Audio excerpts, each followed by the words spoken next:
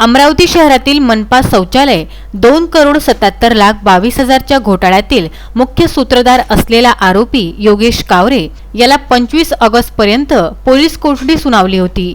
या तपासादरम्यान आर्थिक गुन्हे शाखेने आरोपी कावरेच्या घराची झडती घेतली, ज्यामध्ये कोणतीही रोख रक्कम मिळून आली नाही, तर त्याच्या घरून वेगवेगळ्या बँकेचे पासबुक जप्त करून त्याचा तपास करण्यात येणार आहे।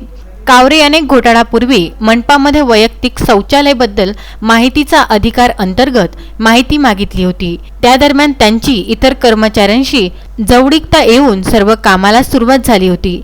यातच आरोपीने माहिती कशाबद्दल मागितली याचा तपास पूर्ण झाला नसल्याने आर्थिक गुन्हे शाखेने मंगळवारी न्यायालयाकडे आरोपी कावरेच्या कोठडीतच वाढ करण्याची विनंती केली असता अशा गुन्ह्यात पहिल्यांदाच न्यायालयाने कावरे यांच्या पोलीस कोठडीतच वाढ करून त्याला 31 ऑगस्ट पर्यंत पोलीस कोठडी सुनावली। या गुन्ह्यात सोमवारी पुन्हा मनपा कार्यालयीन अधीक्षकच्या वतीने सिटी कोतवाली पोलीस स्टेशनमध्ये आधीच या गुन्ह्यात आरोपी असलेल्या अनुप सारवान, संदीप रायकवार, मनपा कर्मचाऱ्यांसह इतर 7 जणांविरुद्ध गुन्हा दाखल करण्यात आला आहे। त्यात कंत्राटदार कर्मचाऱ्यांचा समावेश असून त्याचाही तपास आता करण्यात येणार आहे। मात्र हेही प्रकरण तपासाला आर्थिक गुन्हे शाखेकडे पाठवण्यात येणार आहे। मात्र 3 दिवस होऊन सुद्धा अद्यापपर्यंत सिटी कोतवाली पोलिसांनी प्रकरणाची फाईल आर्थिक गुन्हे शाखेकडे वर्ग केली नाही।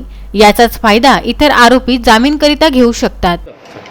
भारत स्वच्छ अभियान संदर्भात शौचालय बांधण्याचं शासनाचं नियोजित असते।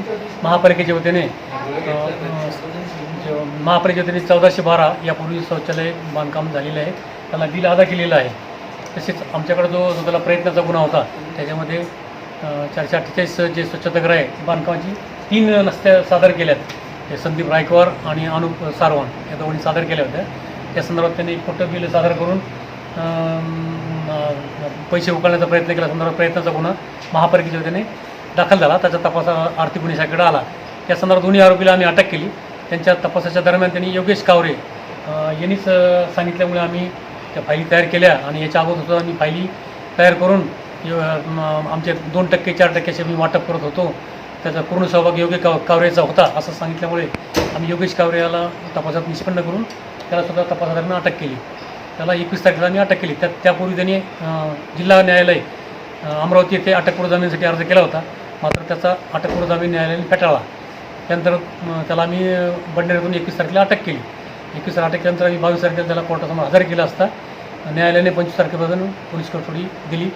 25 तारखेला परत त्या हजर केल्या असता न्यायालयाने 31 पर्यंत त्याची पोलीस कोठडी मंजूर केलेली आहे। या दरम्यान त्याच्या घराची झडती घेतली असता घरामध्ये महापालिकेचे जे संदिग्ध पेपर होते ते सापडले नाहीत। त्यांनी यापूर्वीच कुठेतरी लांबपास केले असावेत। मात्र त्याच्या बँक स्टेटमेंट आहे, त्याचं खातं महाराष्ट्र बँक बडनेरा, SBI बडनेरा हे दाखल होतं। त्याच्या पत्नीचं पण महाराष्ट्र बँक बडनेरामध्ये होतं। त्या खात्याचे नंबर आम्ही घेतलेले आहेत। ते बँकेला पत्र देऊन आम्ही त्याच्या खात्यात किती रक्कम आहे किंवा आली किंवा गेली याची पडताळणी आम्ही करून त्यापुढील कारवाई करत आहोत। सदर आरोपीकडे आमचा तपास चालू आहे। तसेच आरोपीने यापूर्वी माहिती अधिकारात शौचालय संदर्भात माहिती मागवली होती, तर ती माहिती त्यांनी कशाकरता मागवली होती, त्याला त्याचा काय उपयोग आहे याची आम्ही विचारणा केली असता त्याला त्याच्याबद्दल काही सांगता येत नाही। त्यामुळं आम्ही आणखीन त्याच्याकडे चौकशी करून त्याचा सदरचा गुन्हा उघडकीस आणण्याचा प्रयत्न करत आहोत। बाकी या संदर्भातच महानगरपालिकेच्या वतीने कोतवाली येथे परवाच एक गुन्हा परत त्यांनी नोंदवला आहे। त्याच्यामध्ये 7-8 आरोपी त्यांनी दिलेले आहे। त्याची पण चौकशी आमच्याकडे येत आहे आणि त्याची आम्ही तपास करीत आहोत।